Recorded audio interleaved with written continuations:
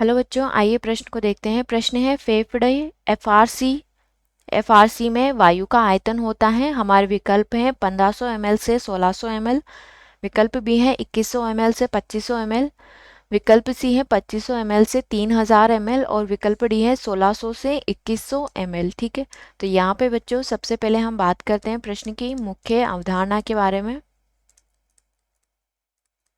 ठीक है, तो यहाँ पे प्रश्न की मुख्य अवधारणा है कि एफआरसी क्या होती है। एफआरसी को हम बोलते हैं कार्यात्मक अवशिष्ट क्षमता। कार्यात्मक अवशिष्ट क्षमता, ठीक है, यानी कि फंक्शनल रेजिडुअल कैपेसिटी, इसको क्या बोलते हैं, एफआरसी। ठीक है, और यह क्या होती है, यह होती है हवा की वह मात्रा, हवा की वह मात्रा, हवा की वह मात्रा जो सामान्य समाप्ति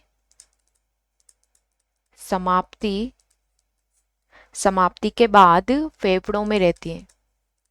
सामान्य समाप्ति के बाद फेफड़ों में रहती है, उसे हम क्या बोलते हैं, एफआरसी बोला जाता है। और जो एफआरसी होती है, एफआरसी वो किसका औसत होती है, ये होती है ईआरवी। ठीक है, ईआरवी क्या होती है, हमारी निःश्वसन रिजर्व आयतन। ठीक है, और आरवी यानी कि रेजिडियल आयतन, वॉल्यूम। ठीक है,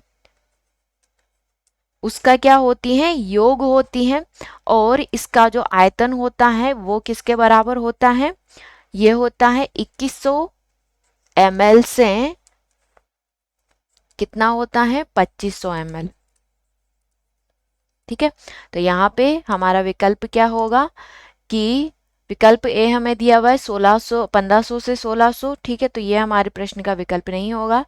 विकल्प बी हमें दिया हुआ है 2100 से 2500 ml, तो ये हमारे प्रश्न का सही विकल्प होगा।